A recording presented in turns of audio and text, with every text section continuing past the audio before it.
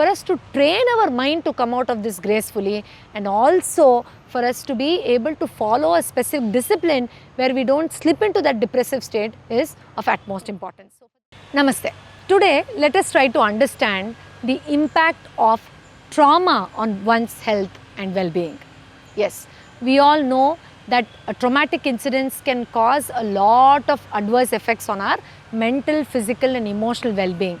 But do we know that if these memories are not handled appropriately, it can lead into various complications at the emotional front, which can lead into further complications at the physical level as well. Most of us think that post-traumatic incidents, the ill effects of it could be probably feeling a little disheartened or diving into some sort of a worry for a little duration of time, or whenever the mind goes back to the memory of such an incident, for a few hours or few minutes, you will be disturbed. But the impact of this is not restricted to just feeling a little bit of bitterness in the mind for a short period of time. What happens subconsciously post-trauma is definitely a way more bigger, complicated phenomena than what we logically understand through this.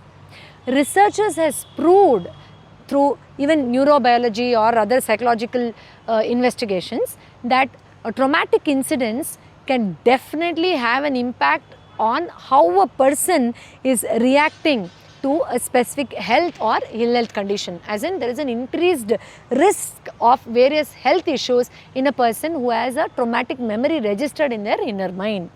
These traumatic memories can lead into various complications like shooting up of anxiety, stress, negative thoughts, panic, and not just that, a lot of psychosomatic symptoms as well.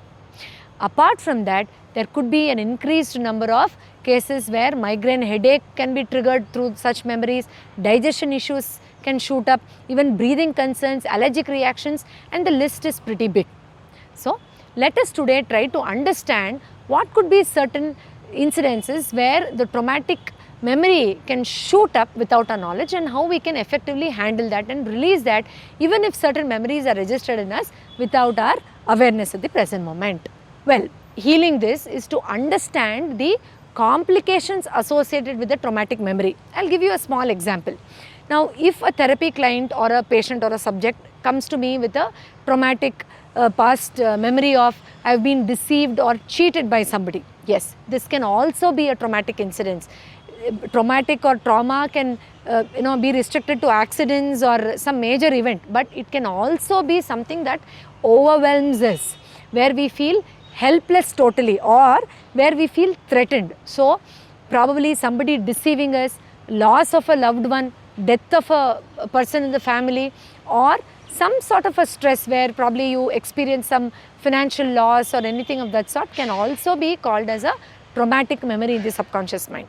So coming back to the example, the therapy client, if they say, I've been deceived by somebody, so I feel helpless, I feel overwhelmed by the feelings, then the other branches of emotions associated with it could be something like, I don't feel like trusting anybody, I feel threatened by the word love, I don't have confidence to get into another new relationship, I'm always cheated in the name of love, it is better not to mingle with anybody, networking is a curse for me, I'm the most unlucky person when it comes to relationship, and so on and so forth. So there could be so many branches out of a single negative incidents that we have experienced in the past, isn't it?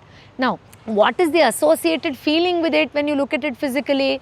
This will obviously shoot up a lot of stress hormones.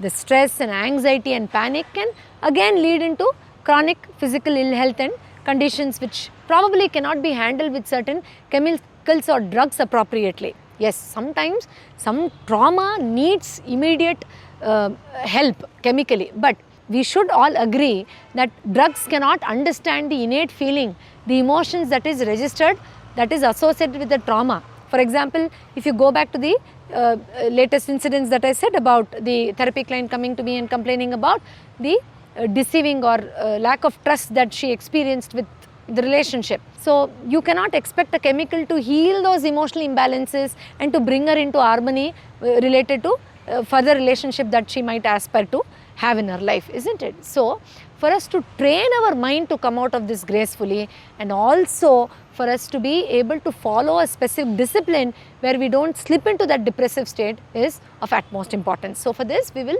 learn what are those key 3 main criteria that we have to adopt, and I will also teach you 2 extremely effective techniques for this.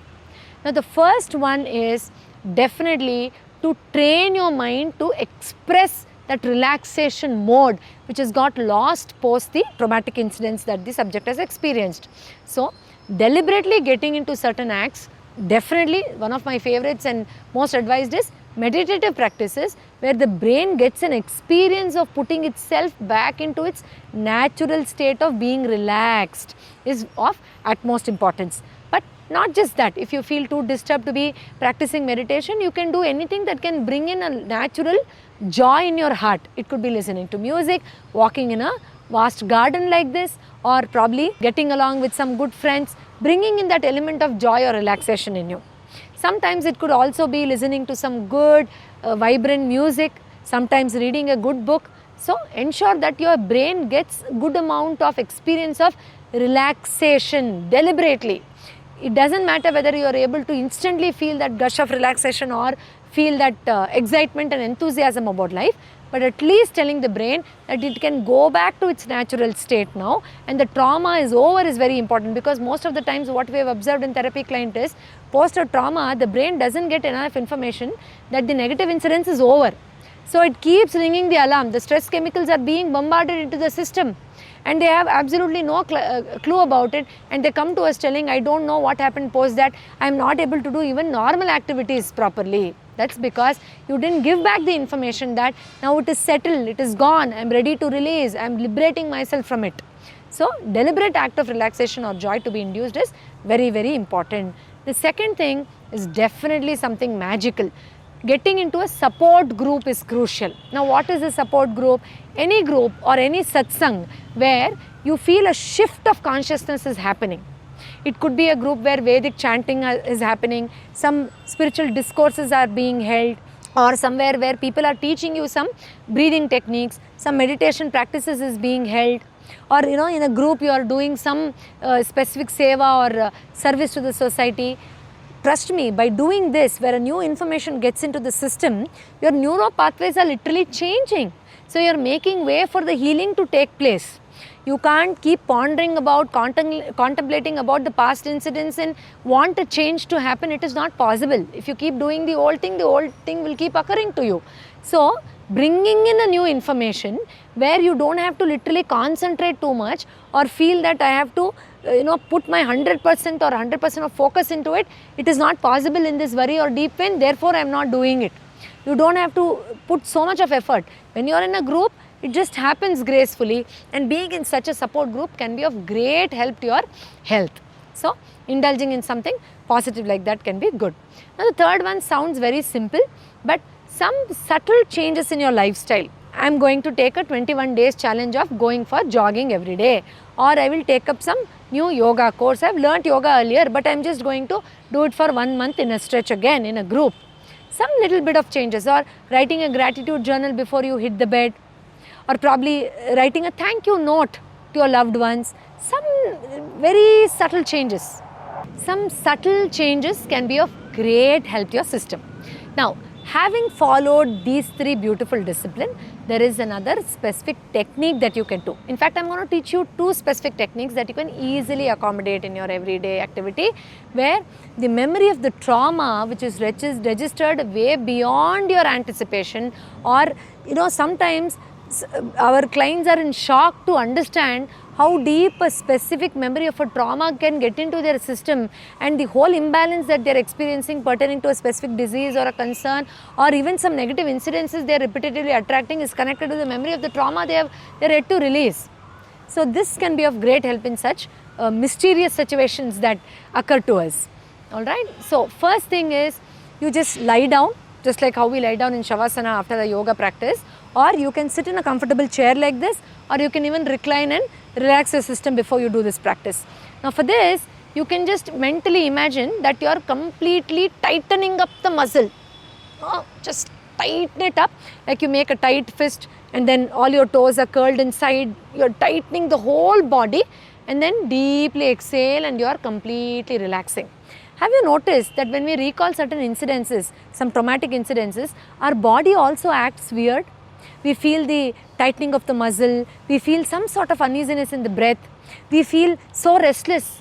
Sometimes there's a sudden abrupt gesture, which just shoots up like a volcano, isn't it? So we understand that the memory is registered in the body as a deep uneasy feeling also, as an uneasy energy as well. So deliberately tightening it up like the suffocation of the memory of the trauma and then releasing it can be of great help to the system. So after first few days, you mentally visualize that incidence if you want, just like how tight and uneasy that incidence is, and then consciously you're letting go, you're letting it free, you're releasing it, you're liberating it, you've got over it, it is done, it belongs to the past, and now you are releasing it, you're gracefully letting it go, and that's how the body also is feeling relaxed and you're letting go. Now you can do it in parts as well, like you first tighten up the neck and then relax, and then the chest part and then relax, then you make a tight fist, and then your abdominal part and relax, then your thighs, your calf muscles, your feet. You can do in such systematic manner as well.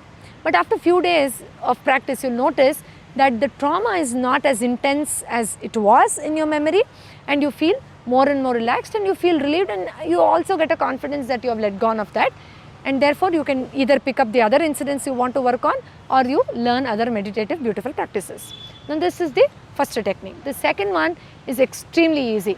Now this technique can be practiced by anybody whether they have an intense traumatic memory or not. Even to handle some common stress, everyday anxiety, this method can be used. You can just completely fill air in your mouth, bloating up your cheeks as tight as possible, and think that the stress associated with the trauma is being accumulated inside. Slowly inhale and release all that stress associated with it.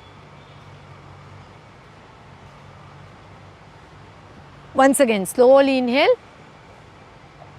tighten it, let go, relax, let it free, liberate it, free it. Do it a couple of times, and the most appropriate time to do this is just before you go to sleep. You can sit on your bed and practice this. Releasing memories of traumatic incidents is your individual responsibility, because the ill effect of retaining such memory cannot be understood by the opposite person when you are, throwing up your anger or other tantrums, because deep inside you have this baggage. The other person cannot understand the history of why you are acting like this. Therefore, we have to get in deep. We have to dissect what is there inside, release it, unbox it, and let go of it gracefully, so that we can have a vibrant personality, we can have a calmer mind, and definitely we can have a complete holistic approach towards health. We can have that beauty registered in real sense in our body as well. I hope you like this technique. If yes, do not forget to share this with your loved ones, because most of the people nowadays are suffering from one or the other negative memory of the past incident, isn't it? Yes. So if you like this information, do not forget to like and subscribe our channel. Next time I'll meet you again with another useful information on progress therapy. Until then, take care of yourself. Namaste.